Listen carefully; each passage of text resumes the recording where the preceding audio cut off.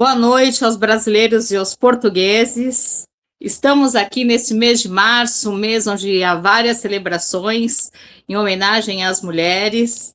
E uma vez mais, o projeto Desconversas, idealizado pela doutora Silva, está no Festival Internacional Grito de Mulher. Nós começamos ali com o tema Arte é Meu Grito, que teve uma participação extraordinária da Maria Caetano, que declamou Ser Mulher, um poema que ela fez e que, salvo engano, ganhou o American Got Talent, não é, Silvia? Se eu estiver falando o programa certo. O ano passado o tema foi sobre matrimônio infantil, e esse ano o tema do festival, Manifesto Grito de Mulher 2026, Sem Fronteiras, uma homenagem às mulheres e meninas migrantes. E, assim, nós vamos ter um outro evento no dia 19, com convidadas que são mulheres migrantes de outros países, e nesse dia eu vou trazer estatísticas. Mas hoje eu gostaria de trazer sentimentos, porque o tema do nosso Desconversas hoje é recomeços. E eu quero começar pelo sentimento da mulher que idealizou o Festival Internacional Grito de Mulher. Então, eu quero ler o manifesto escrito por ela. Manifesto Grito de Mulher 2026, Sem Fronteiras, homenagem às mulheres e meninas migrantes. Nosso grito não conhece limites, mapas ou fronteiras. Onde uma mulher erguer sua voz, lá estaremos. Onde uma menina sonhar seu futuro em outro idioma, também estaremos. Há mulheres que atravessam o mundo carregando seus filhos e filhas nos braços e na alma levam apenas sua voz, lembranças e incertezas. Mulheres que deixaram para trás o que conheciam, o que amavam e, muitas vezes, o que lhe causava dor. Elas seguem caminhando, construindo uma nova forma de habitar o mundo, carregando sua casa nas costas e buscando uma terra onde possam repousar. Nesse mês de março, elevamos nosso grito em nome de todas aquelas que cruzaram terras com o coração na mão e sem nada na mala, construindo histórias com mãos feridas, semeando esperança pelo caminho, mesmo depois de terem perdido tudo. Celebramos as mulheres e meninas migrantes que transformaram o exílio em seu próprio canto e, ao chegarem a novas terras, compartilham seus saberes, cultura, trabalho e força. Elas tecem pontes onde antes havia muros e criam, com seus sonhos, um mundo melhor. Nenhuma mulher deveria ter que escolher entre liberdade e pátria. Nenhuma menina deveria crescer sem chão firme sobre os pés. Cada história de resiliência merece ser contada. Por isso, nosso grito é para aquelas que desejam erguer sua voz e seguir firmes, ao invés de se tornarem muros e viverem mergulhadas no silêncio. Porque os passos das migrantes também são arte e poesia. Elas somam e também contam. Grito de Mulher 2026 oferece um canto sem bandeiras, uma homenagem àquelas que perdemos pelo caminho, uma flor estendida às que ainda buscam refúgio, e uma ovação para aquelas que, apesar de tudo, continuam a florescer. Não gritamos contra ninguém, gritamos a favor da dignidade, do direito. Só um minutinho que eu tenho que ir para outra página aqui. Do direito de recomeçar, do abraço que acolhe sem preconceitos, da voz que não será silenciada por desejar uma vida melhor e o direito de ser alguém. Sem Fronteiras é um compromisso com a arte que serve de ponte, com a sororidade como língua comum e com a justiça para aqueles que sofrem em silêncio, diante da invisibilidade e da dureza do coração humano como a única fronteira. Neste março, em cada idioma e em cada canto do mundo, nosso grito ressoará forte pelas mulheres e meninas migrantes, até que cada gesto de respeito e dignidade ecoe, porque suas vozes também são pátria. Rael Uribe, fundadora Grito de Mulher. Então, Silvia, com o manifesto, eu começo o evento de hoje agradecendo a Rael Uribe por essa confiança em mais um ano.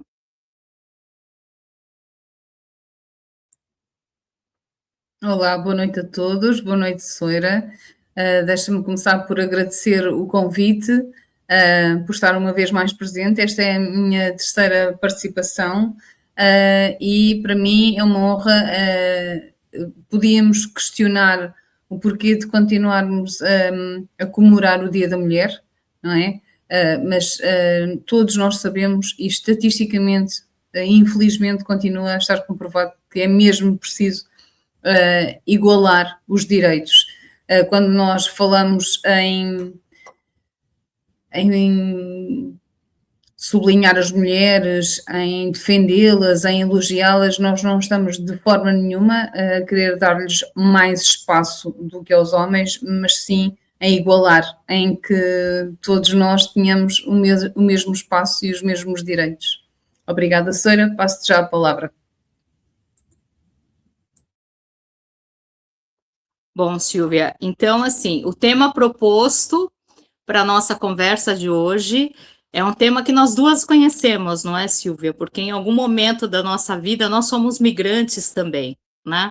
Eu tive a oportunidade, ainda que não por um longo espaço de tempo, mas por um tempo menor, ser migrante em Portugal, ser migrante na Espanha, ser migrante nos Estados Unidos, né? De ter tido essa experiência de ser alguém vivendo numa outra pátria, e a doutora Silvia também teve essa experiência de ser migrante. Então, aqui são duas mulheres que estão falando de um lugar de voz de quem já vivenciou estas experiências, não é? Doutora Silvia, a proposta de hoje, o nosso desafio, quando nós pensamos sobre o tema do festival, foi falar sobre recomeços, não é? E aí, doutora Silvia, eu queria partilhar uma visão que eu tive logo que eu recebi o tema. Quando nós falamos de mulheres migrantes, nós temos a situação, né, das mulheres que precisam mudar de para um outro país, pelas condições mais diversas possíveis, e que são acolhidas numa outra pátria. Nós temos a situação aqui no Brasil, e aí eu trouxe esse tema para o Brasil, de uma realidade que tem sido constante, de mulheres que estão sendo obrigadas a migrar dentro do seu próprio país para outro estado ou para outra cidade por conta da violência doméstica, fugindo dos algozes que são seus ex-companheiros, ex-maridos, ex-namorados, enfim.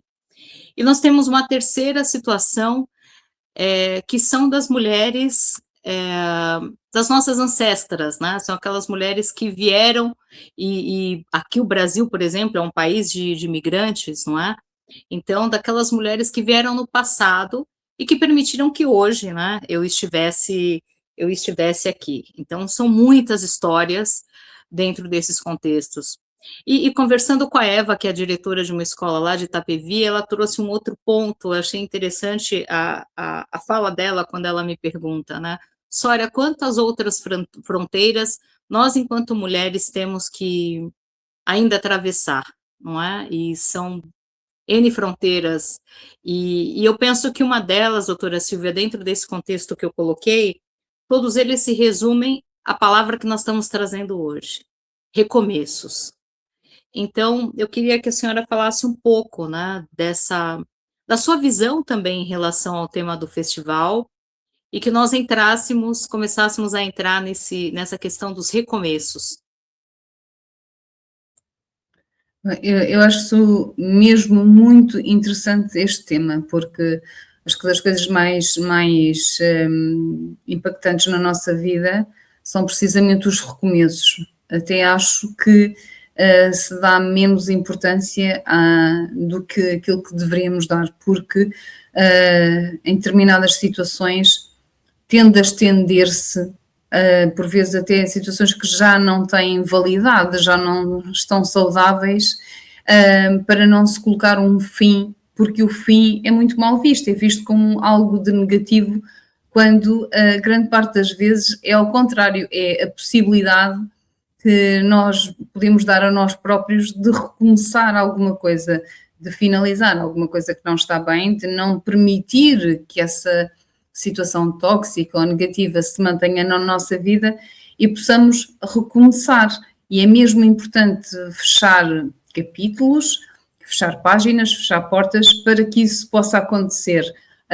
Se nós pensarmos nos grandes pontos do nosso historial, do nosso histórico, teve sempre a ver com percursos que tivemos e que em algum momento tiveram um fim para outras situações recomeçarem. É muito difícil, para não dizer que não é de todo saudável, nós mantermos mais do que uma situação em simultâneo e é importante, até porque depois não podemos, estou a pensar em várias situações, mas por exemplo a nível profissional, para nós nos dedicarmos, para olharmos, para nos focarmos, para nos empenharmos em alguma coisa, é preciso deixarmos outras coisas para trás e recomeçarmos a nossa vida. Nem sempre o fim de algo é necessariamente mau e grande parte das vezes ao contrário, ele é mesmo necessário.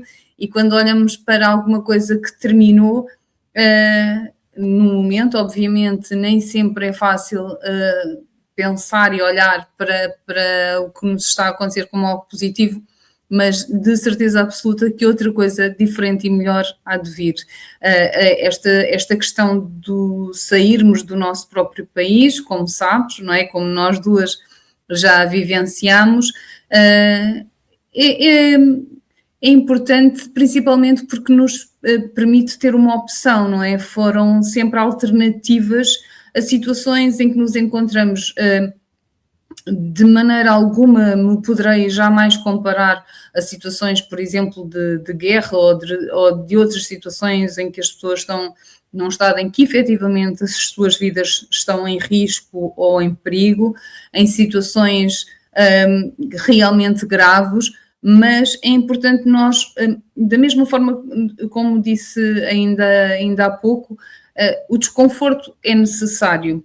Nós fugimos dele, obviamente, nós tentamos sempre que a nossa vida seja o mais confortável possível, mas o desconforto é necessário porque é ele que nos permite sair de situações que não são as melhores para nós. E é tão bom nós sabermos e olhando para trás percebermos que em algum momento da nossa vida, por mais difícil que tenha sido, nós sairmos do nosso espaço, do nosso país, de perto das pessoas que são as nossas e que nós estamos habituados, nós tivemos essa possibilidade, houve uma alternativa, houve uma opção, não é? Houve uma escolha possível e uma vez mais, não é? Repetindo-me um pouco, mas é isso mesmo, provavelmente se não tivesse havido esse desconforto, essa necessidade de ir procurar fora algo que não existe cá dentro, nós não tínhamos a possibilidade de nos desafiar e de nos conhecer de uma outra forma. É impossível, hoje olhando para trás, eu nunca saberei que pessoa é que eu teria sido se eu não tivesse emigrado, não é? Porque esta foi a minha história e eu não sei qual é a opção B, porque esta foi a minha história, mas tenho plena noção que seria completamente impossível eu pensar da forma como eu penso, ter a capacidade de empatia que eu considero que tenho, porque nós quando saímos da nossa zona de conforto, nós vulnerabilizamos-nos, nós tornamos-nos mais frágeis e essa fragilidade é importante.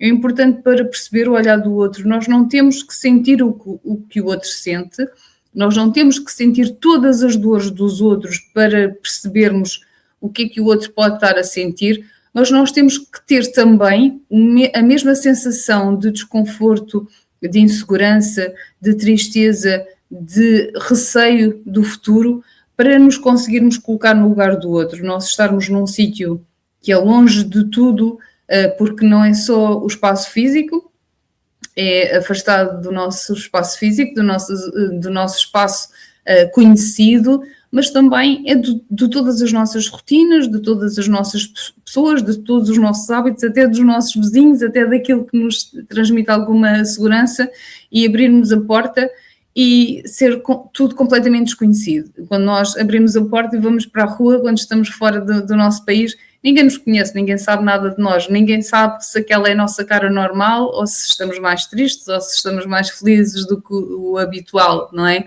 É como se fôssemos transparentes, nós passamos pelas pessoas e não somos ninguém conhecido. E essa é uma sensação que nos remete para a nossa para o ser minúsculo que nós somos no mundo. Nós às vezes todos nós passamos em algum momento algumas sensações, não é? De um bocadinho de arrogância, de altivez, não é? E achamos, ou temos assim um bocadinho de ego, e depois nestas circunstâncias nós percebemos que não somos nada, não é? Que somos um pontinho no meio de todo o mundo e que provavelmente o mundo continuará a rolar mesmo quando nós não estivermos cá, não é, Seira?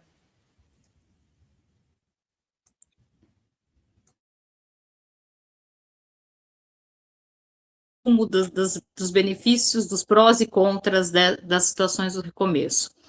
Mas, assim, eu queria começar, assim, eu queria que nós focássemos mais nos contras e nos prós, né, para sair desse programa de hoje com essa visão positiva, né.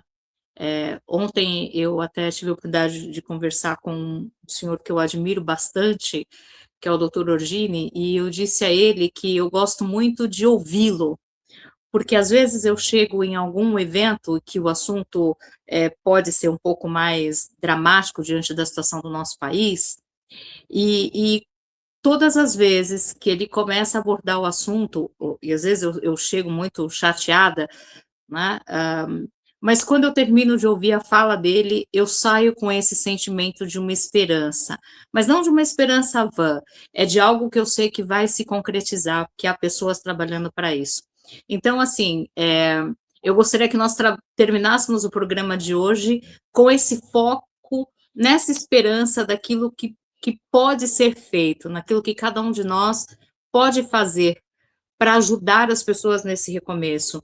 Mas eu queria, Silvia, nesse primeiro momento, falar dos contras, porque quando a gente pensa nessa situação de recomeço, óbvio, né, que num contexto onde a opção é sua, você quer vivenciar a experiência de um recomeço numa outra pátria, você tem aí todos os sentimentos da esperança, das boas expectativas, enfim, e nós, lamentavelmente, somos movidos por expectativas, né?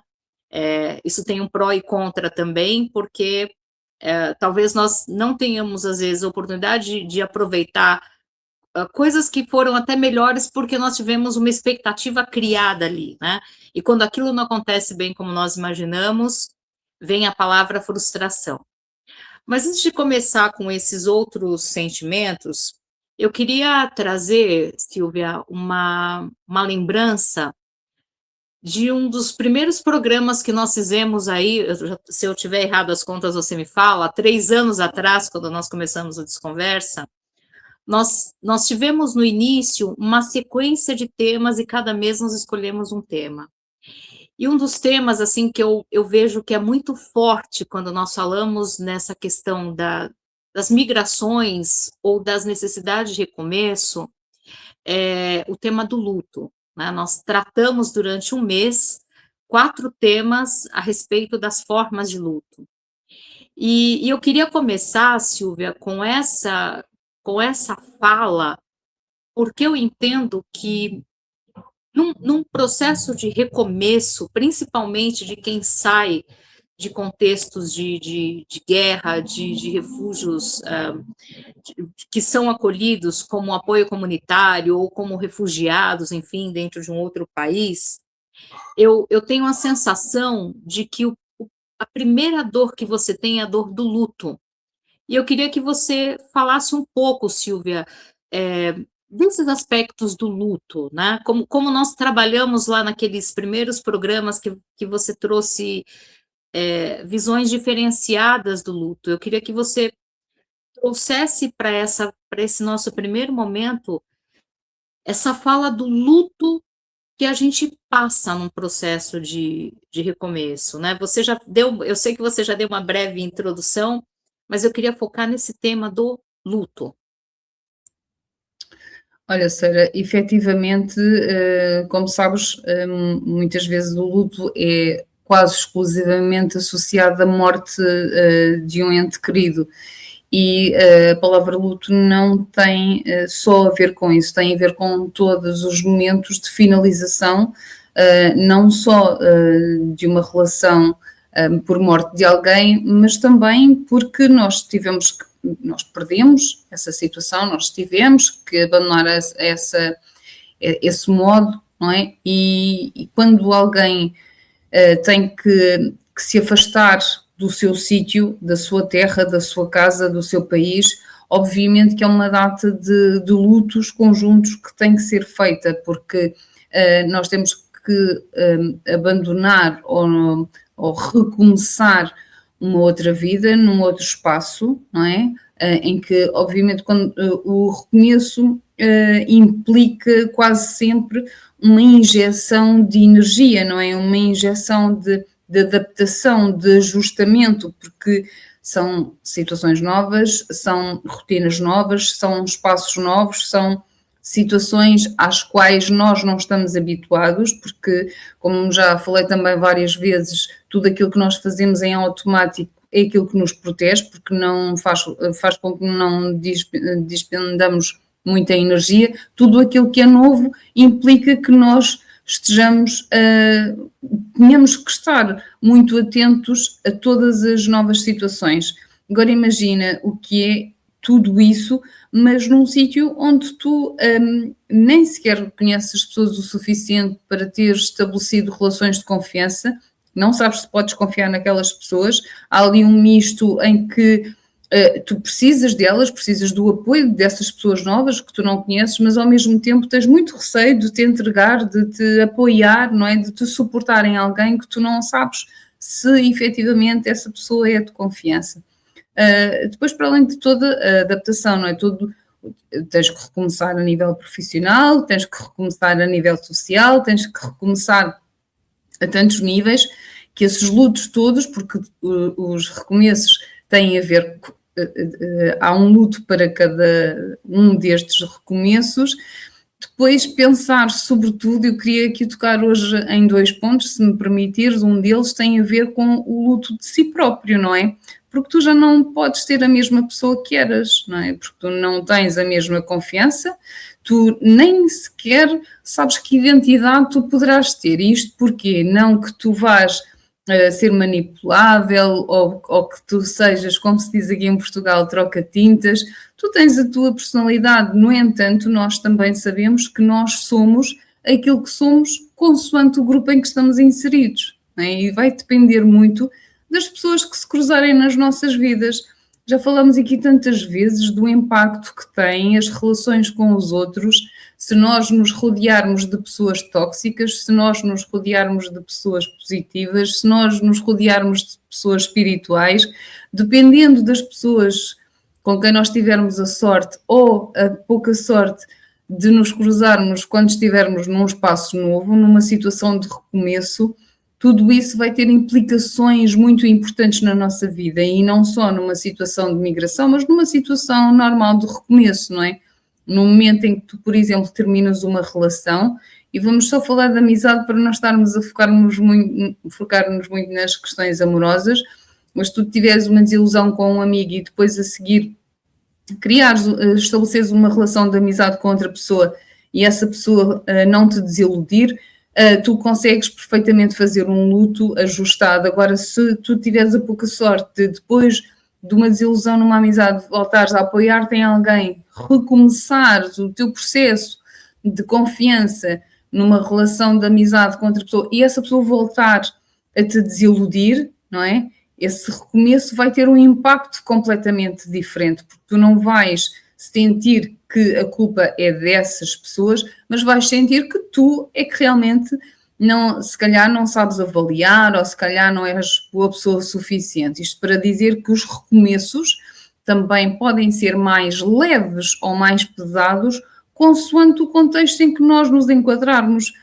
E puxando aqui um bocadinho a brasa à minha sardinha, e tu que já estiveste aqui em Portugal, tu sabes que quem quiser recomeçar em Portugal, e não é à toa que tantas pessoas vêm por opção, não por necessidade, não para se refugiarem necessariamente, mas por opção vêm para Portugal, porque Portugal é um país de muito fácil recomeço, porque nós somos, por norma, bastante acolhedores, bastante disponíveis, bastante tolerantes, e isto facilita em muito o processo de recomeço, não é? Alguém que quer recomeçar de alguma maneira, qualquer que seja o processo de luto, nem que seja o luto de si mesmo, ajuda muito, porque se nós imaginarmos, pelo contrário, este processo de luto com um recomeço associado num país que seja mais austero, que seja com uma situação mais rígida, mais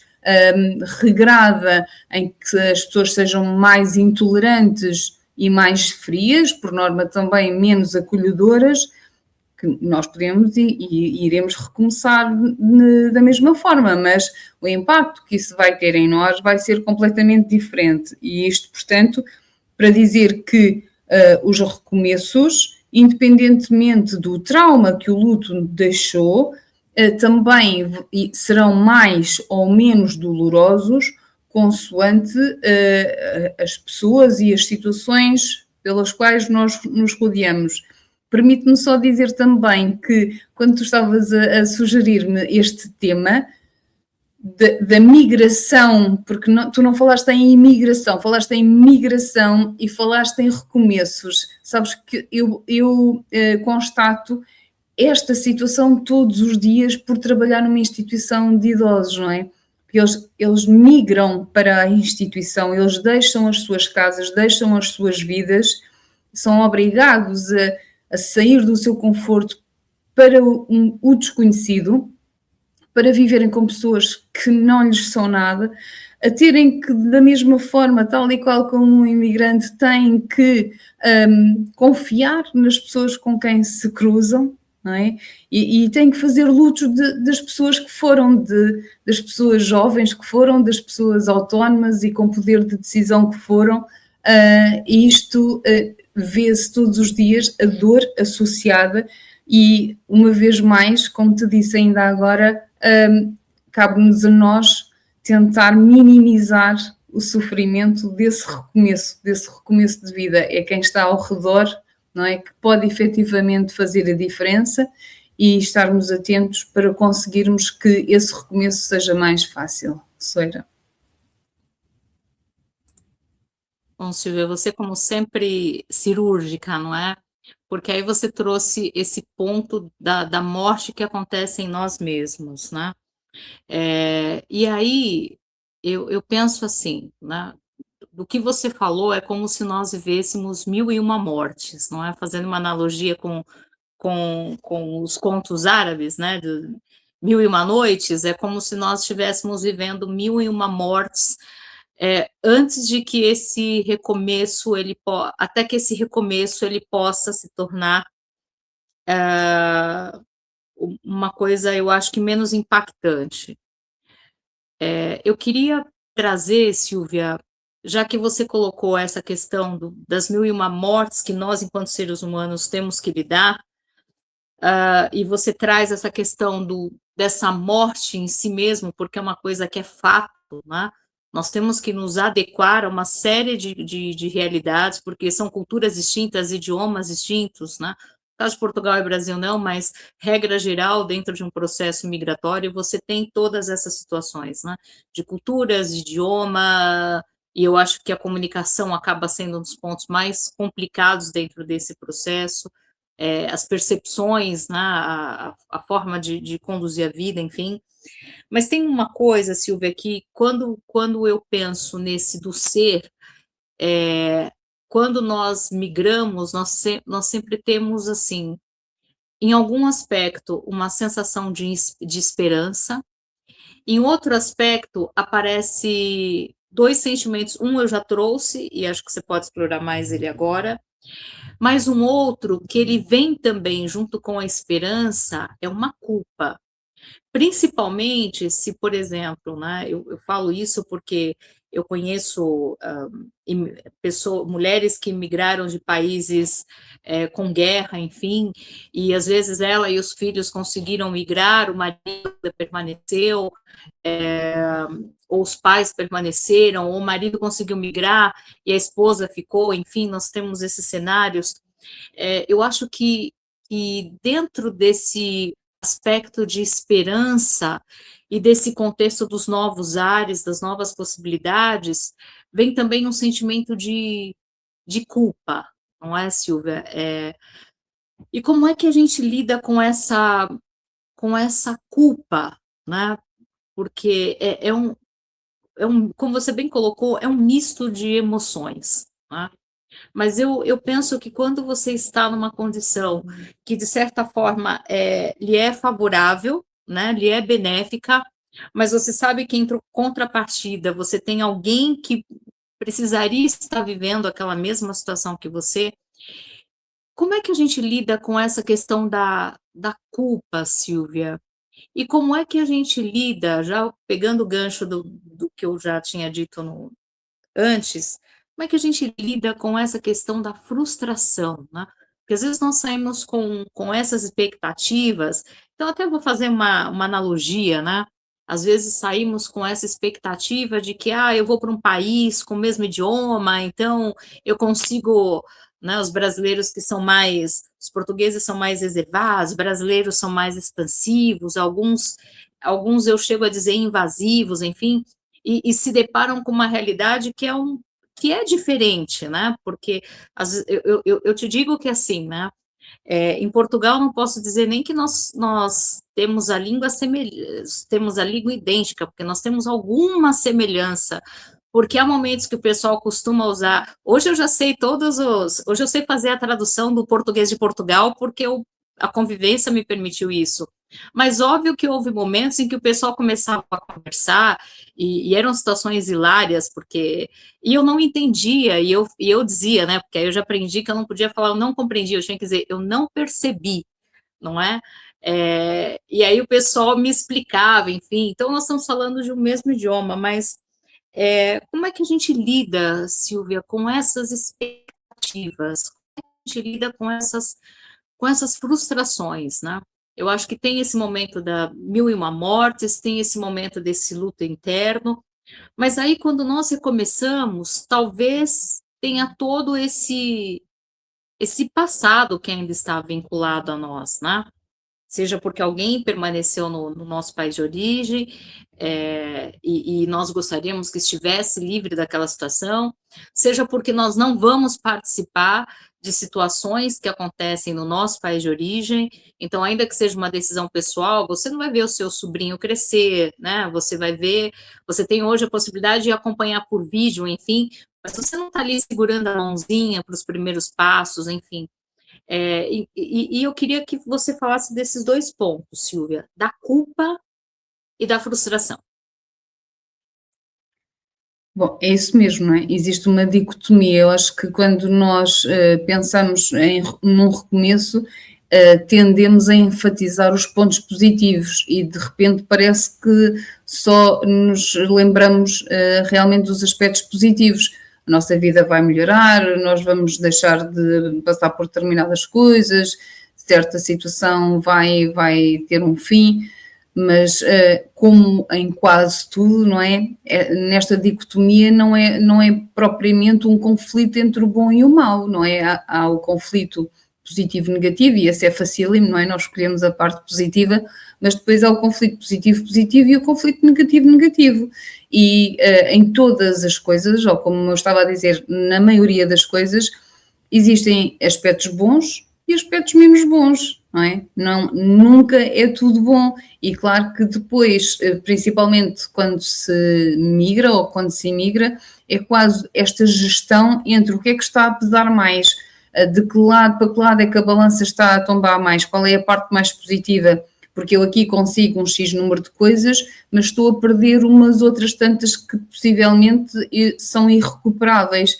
E, portanto, eu tenho que fazer esta gestão e por isso mesmo é que algumas pessoas chegam a determinado ponto e que dizem, chega, para mim já chega, eu já consegui juntar um determinado dinheiro e mesmo que não tenha chegado ao objetivo que eu tinha inicialmente, mas há coisas das quais eu não abdico porque efetivamente eu não tinha noção do que é que eu iria perder ao estar longe do meu país, da minha família, do crescimento dos meus. Este é um aspecto. Depois, aquilo que tu falaste em termos de culpa, aqui eu ainda queria picar um bocadinho mais fundo, que é a culpa feminina, não é? Porque continua a mulher a ser muito, mas muito mais culpabilizada quando numa situação em que, por exemplo, familiar, em casal, um deles considera que é importante aceitar um trabalho fora do seu país, é muito mais aceitável que seja o homem a abandonar a casa ou a afastar-se, neste caso do lar, não é? Para realmente ter uma remuneração que consiga suprir as dificuldades do que uma mulher, não é? Um homem que fica a tomar conta dos filhos e a mulher que vai emigrar, que vai para fora e que fica afastada das suas responsabilidades, não é? Domésticas, e deixa tudo por cima do homem para ir trabalhar fora, continua a ser muito mal visto. Obviamente que tudo isto vai mudando a pouco e pouco, mas é muito a pouco e pouco, muito devagarinho, não é? E esta culpa que qualquer um de nós sente, independentemente de ser homem ou mulher, porque nós sentimos que estamos a abandonar pessoas, principalmente porque todos nós temos alguém que depende, nem que seja emocionalmente, de nós. E, portanto, ou temos uma mãe, ou um pai, ou alguém mais velho que depende de nós, ou então alguém da nossa proximidade, ou então alguém mais novo, como os filhos, não é? E que nós sentimos que para lhes estarmos a proporcionar uma vida com maior conforto, estamos-lhes a retirar uma outra parte, e, portanto, há sempre a culpa associada, e como digo, isto sente-se para qualquer pessoa. Quando nós estamos a falar especificamente da mulher migrante, e quando ela tem pessoas a seu cargo, pessoas dependentes dela emocionalmente falando, essa culpa é multiplicada por 1000, não é? É efetivamente uma diferença abismal e parte-se quase de um princípio, é quase uma decisão que já está tomada por todos, que num caso em que uma das pessoas do casal tenha que se afastar, que seja o homem a fazê-lo e não a mulher. Parte-se deste princípio. Claro que existem sempre exceções para todas as regras, mas esta, infelizmente, continua a ser uma regra, não é? E isto, uma vez mais, retomando aquilo que disse logo no início, faz com que seja efetivamente necessário que se continue a comemorar o Dia da Mulher, o mês da mulher, aquilo que for necessário, porque a mulher efetivamente tem os mesmos deveres, certo? Mas também tem os mesmos direitos que os homens. Falaste aí realmente das questões das 1001 vidas, não é? Eu acho que quem tem o desafio, que ao mesmo tempo é uma oportunidade e é também um momento difícil de migrar, acaba por sentir que já viveu 1000 vidas, porque tem que sair da sua própria vida e recomeçar uma outra. E depois tem que voltar, às vezes, à sua própria. Isto está estudado, existem estatísticas que o comprovam, que as pessoas migrantes, principalmente quando estão fora do seu país durante muito tempo, têm um síndrome que é o de não se sentirem em parte nenhuma, não é? Porque quando estão no estrangeiro, nunca são estrangeiras, porque continuam, no meu caso, não é? Eu estive fora. Eu nunca deixei de ser a portuguesa, não é? E depois, quando se volta muito tempo depois, que não foi o meu caso, também lá nunca cheguei a ser francesa, e quando as pessoas voltam muito tempo depois, são as estrangeiras ou as imigrantes, e parece que já nem são portuguesas, porque também adquiriram outros hábitos e outras rotinas, e portanto é como se a identidade não se encaixasse totalmente em lado nenhum e as pessoas não se sentem identificadas. Isto piora quando estamos a falar, isto são estudos comprovados, isto piora quando estamos a falar de jovens adolescentes que fizeram o seu percurso escolar em determinado país, quando desse país foi fora do seu país, e depois quando retomam ao seu país de origem, não é? E, portanto, uma grande parte da formação da sua personalidade foi feita noutro contexto, não é? E, portanto, lá onde criaram onde se formaram, onde cresceram, nunca foram considerados nacionais, não é? Nunca foram considerados daquele país, e depois quando retomam ao seu país de origem também não são considerados do seu próprio país. E, portanto, isto é algo que tem um impacto gigante, não é? Porque se nós pensarmos que o ser humano, a sua primeira necessidade é de adaptação, de validação social, não é? Em ser aceito pelo outro, em ser gostado pelo outro, então, quando pensamos nestas pessoas, elas têm realmente, não é uma fissura, é uma cratera neste aspecto e que vai ter que ser preenchida de alguma forma, vai ter que ser compensada em termos emocionais de alguma forma. Soira.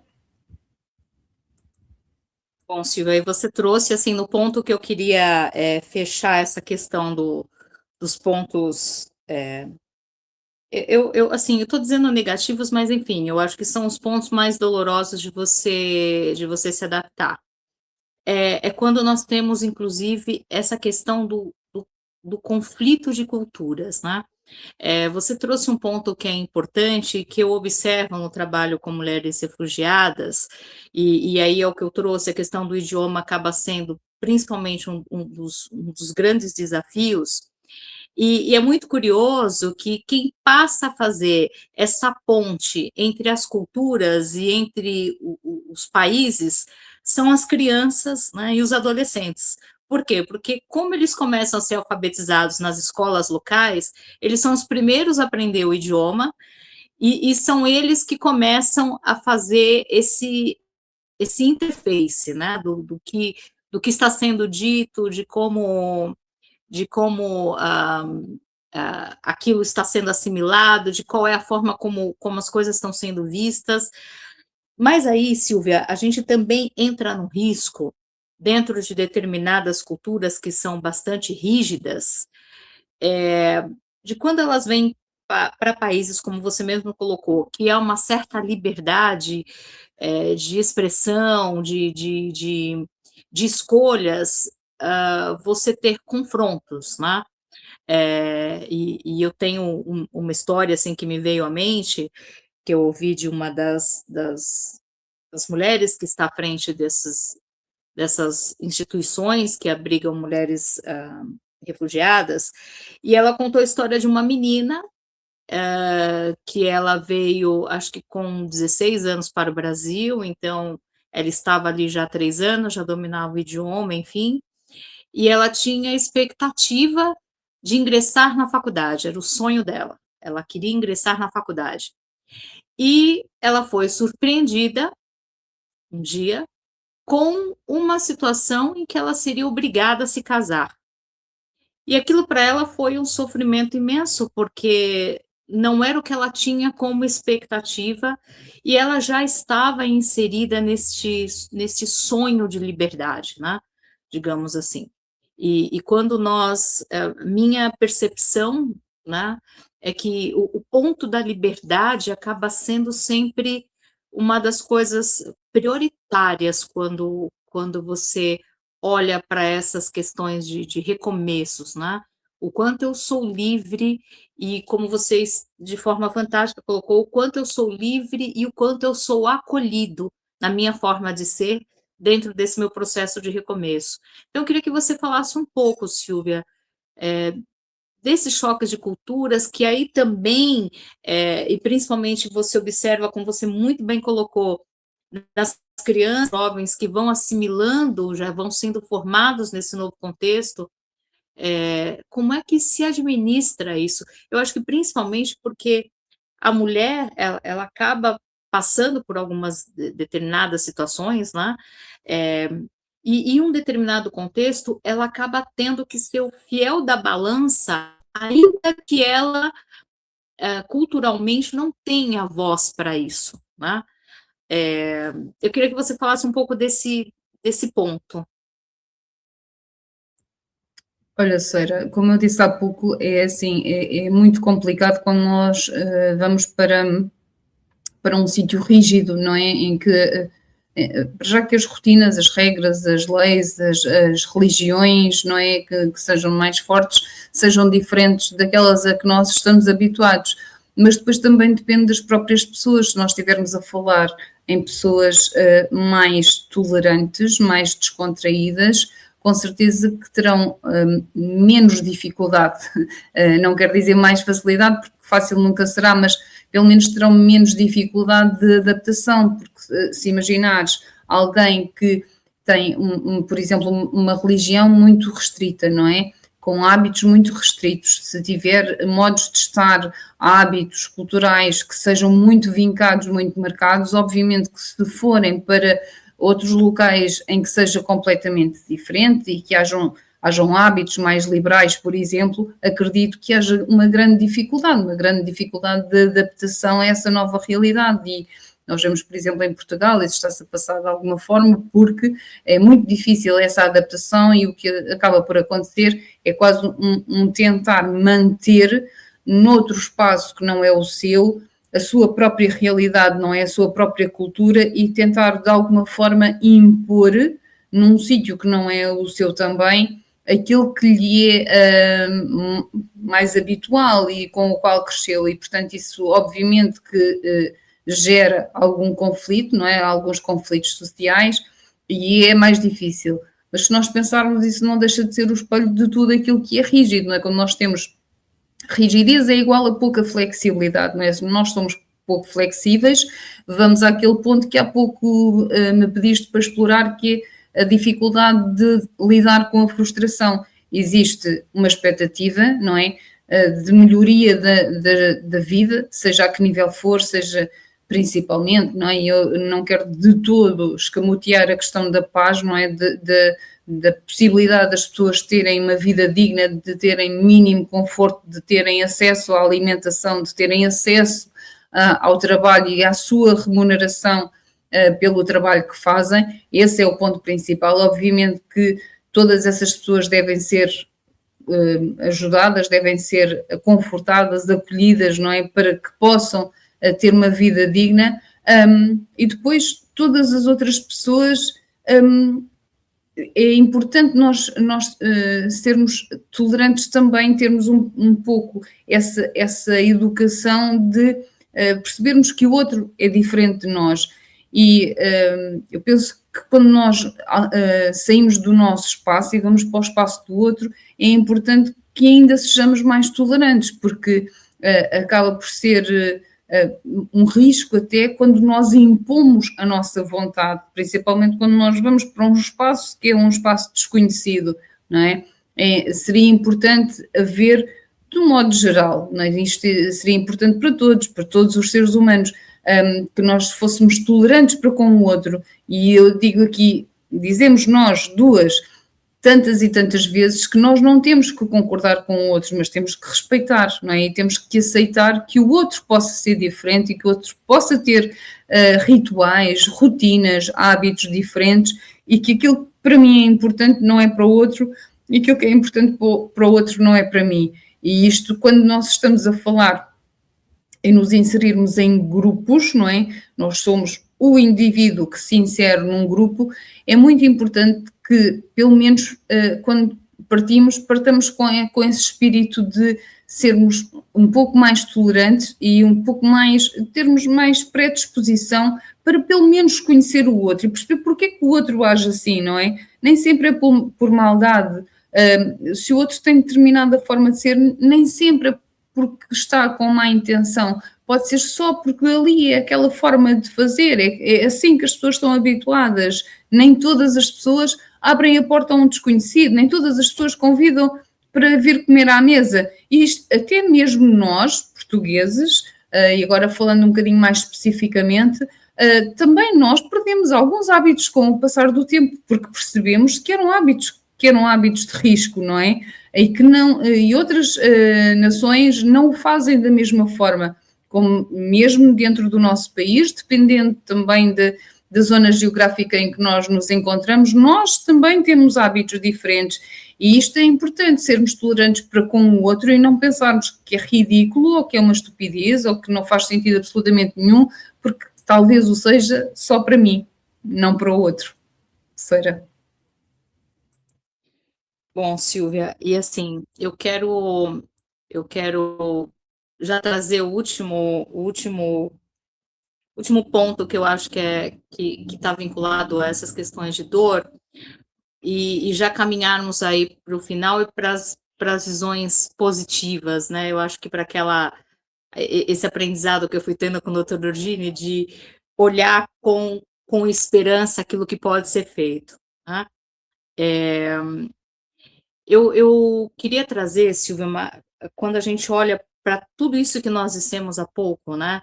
as mil mortes, as mil vidas, as dores, os recomeços, as frustrações, essa ponte, enfim. E uma coisa que eu acabo observando é que dentro desses processos de mudança, nós vamos tendo, e principalmente nesses processos migratórios, nós vamos tendo cada vez mais um número maior de mães solos, né? Ou porque elas ficaram viúvas, ou porque a outra parte da família ainda está no país de origem, enfim.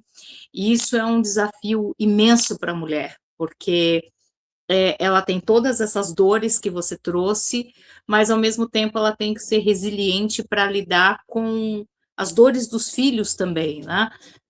Enfim, eu penso que aí nós voltamos naquele conceito da Mulher Maravilha, né?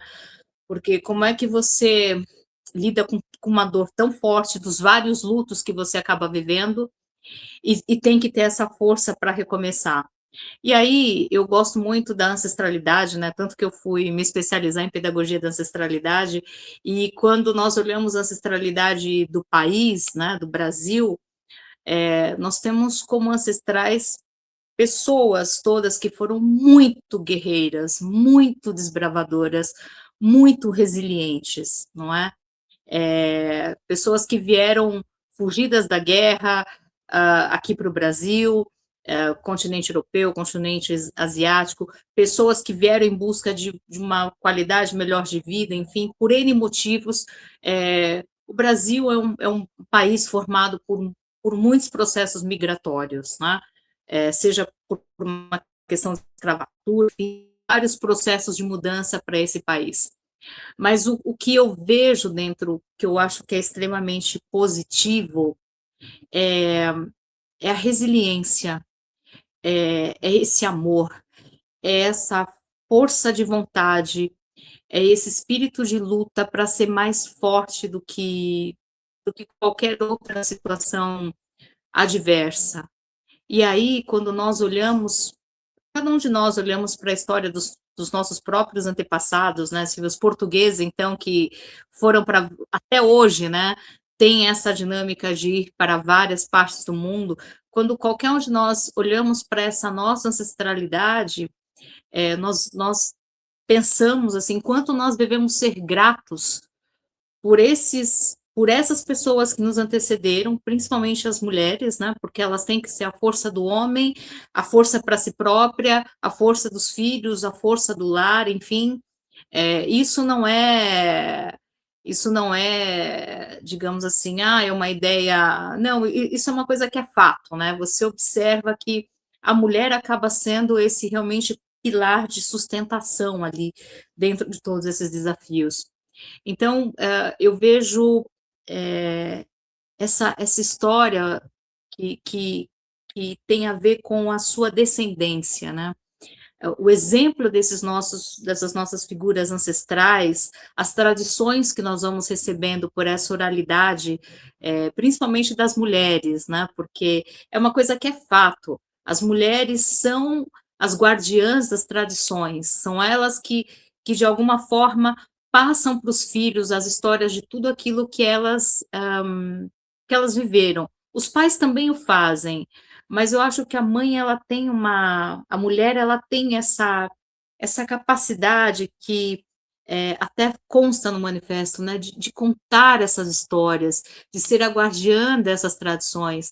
Então, quando eu olho para essa questão da nossa ancestralidade, eu vejo uma força muito poderosa entre homens e mulheres, mas sem querer puxar a sardinha para o nosso lado, né, Silvia?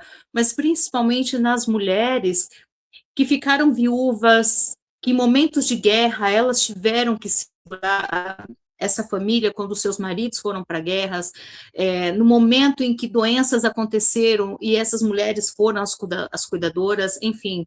Então, em todo o nosso processo ancestral, a figura da mulher foi essencial para que hoje nós pudéssemos estar aqui. E então eu queria deixar assim já com você falando um pouco dessa questão das dores e das situações das mulheres como mães solos diante desses inúmeros cenários, mas também olhar com essa positividade, com esse orgulho e com essa alegria de ter todos esses exemplos dos nossos ancestrais. Hoje nós estamos aqui, nós estamos porque eles foram fortes o suficientes para garantir o nosso sustento e garantir, inclusive, que outras crianças fossem geradas e se mantivessem vivas. Então, eu acho que isso é muito positivo. Eu queria, então, já, para caminhar para os minutos finais, Silvia, deixar esse ponto com você e já pedir também para que você já foi falando de coisas positivas ao longo do caminho, mas eu queria fechar com essa mensagem de esperança. O que nós, você também falou, mas assim, da questão da empatia, e eu tive um aprendizado muito grande com a Mariana Ruth, porque eu tinha aquele conceito de que empatia é se colocar no lugar do outro. E a Mariana falou para mim, não, Soira, sua forma de pensar é totalmente equivocada. Ela falou, porque, por exemplo, mesmo com a sua irmã, por exemplo, que vocês têm 1 ano e 4 meses de diferença, sua irmã viveu experiências que você não viveu, e vice-versa, né? Não é só no ambiente do lar, tantas outras coisas que ela viveu. Então, ela vai sentir diferente de você. Então, a empatia não é dizer que você vai se colocar no lugar do outro, que você entende o lugar do outro. A empatia é você estar ao lado do outro e entender o que é que eu posso fazer por você. Então, assim, foi um aprendizado extraordinário, que depois, Silvia, você também reiterou esse meu aprendizado, então sou muito grata às duas por essa forma de me fazer enxergar a empatia sob uma outra ótica. Então, eu queria finalizar com esses... Eu sei que eu trago muita coisa, você me desculpa, mas eu queria fechar com essas linhas e com essa esperança que nós temos que ter, Silvia, e você falou uma coisa que eu acho que é extraordinária, é acolher o outro como ele é.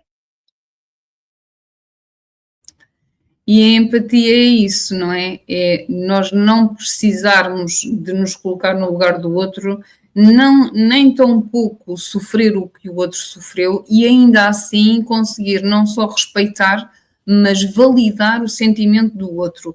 Mesmo eu não compreendendo, mesmo eu agindo de uma outra forma na mesma situação, mesmo eu tendo tido ou tendo uma reação completamente diferente nas mesmas circunstâncias, eu aceito e respeito o que outra pessoa possa sentir de modo diferente. E isto é mesmo importante, principalmente quando nós já passamos por coisas semelhantes, acaba por ser mais fácil, mas quando nem tão pouco passamos pelo mesmo, é uma forma de nós termos uma visão efetivamente tolerante para com o outro, porque nós nunca sabemos como é que vamos reagir às situações. Tu falaste aí de uma questão temporal e é muito importante, porque muitas vezes eu penso como é que eu reagiria atualmente a situações pelas quais eu já passei, que às vezes nem sei como é que eu consegui suportar, como é que eu as consegui passar, não é? Porque as nossas reações não dependem só da pessoa que nós somos, dependem da pessoa que nós somos naquele momento, naquelas circunstâncias, e portanto eu preciso de saber, ou precisaria de saber todas as circunstâncias daquela pessoa para conseguir entender ao pormenor o porquê dela reagir daquela forma, não é?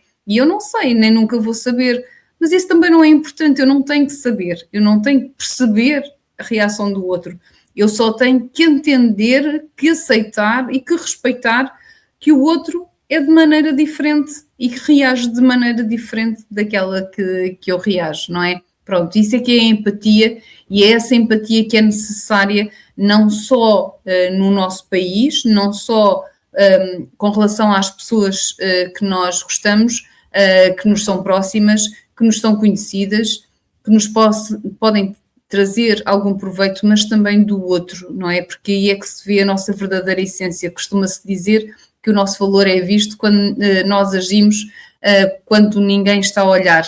E aí é que se vê o nosso verdadeiro valor. Queria só terminar falando da questão das mulheres e da importância que têm, uma vez mais, Infelizmente continua a haver uma grande diferença, porque as mães continuam a ser as principais provedoras no sentido afetivo, as principais educadoras, as principais responsáveis. Ainda hoje ouvi uma vez mais um comentário de sim, foi o pai que ficou com os meninos. Então, mas porquê?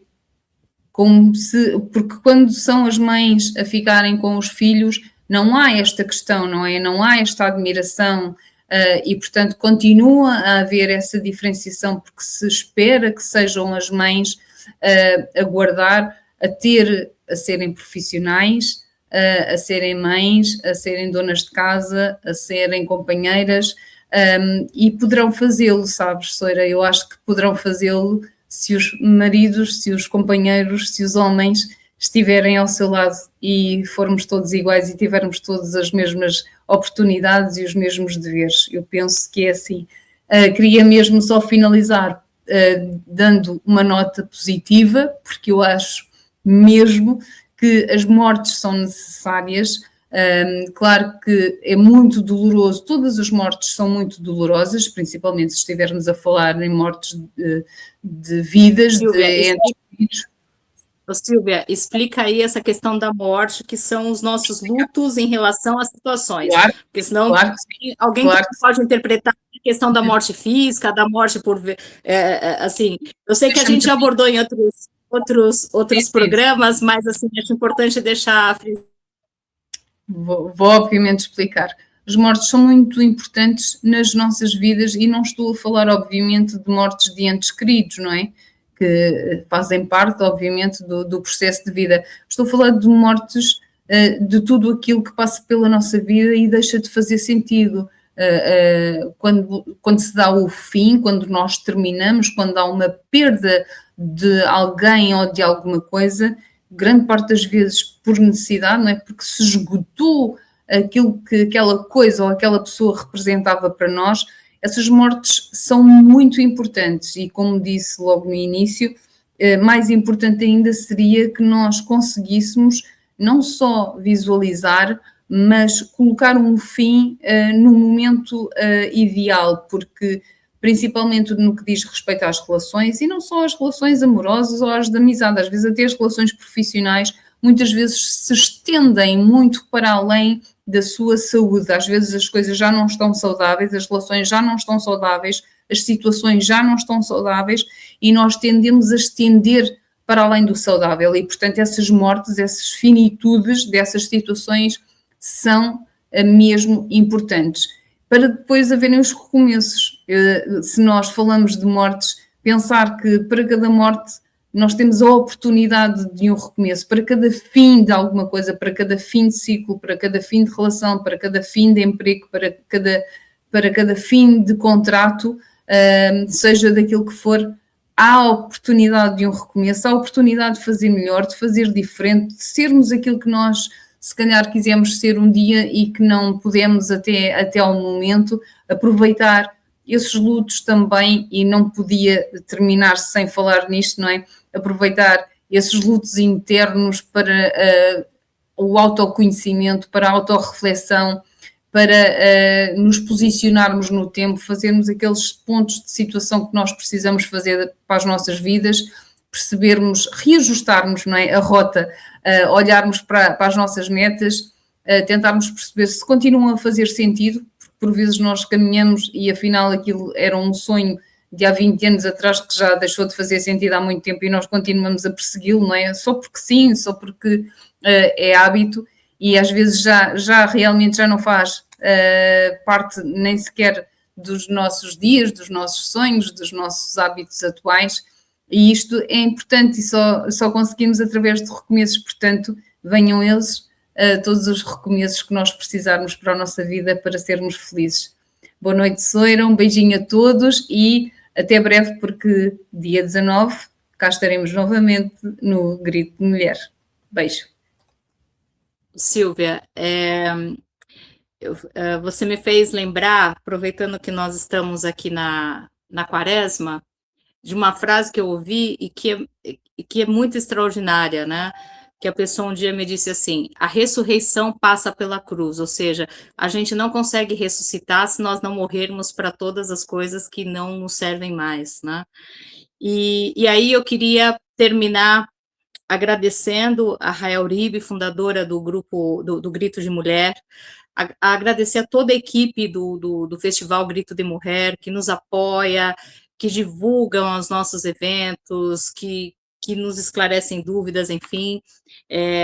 A Rael, por sempre trazer esses temas que nos fazem refletir, e a você, Silvia, e a todas as outras pessoas que, de forma voluntária e amorosa, sempre fazem parte do festival e procuram deixar ali as suas reflexões, de forma que as pessoas nos ouçam e que esse processo de mudança possa acontecer, Silvia.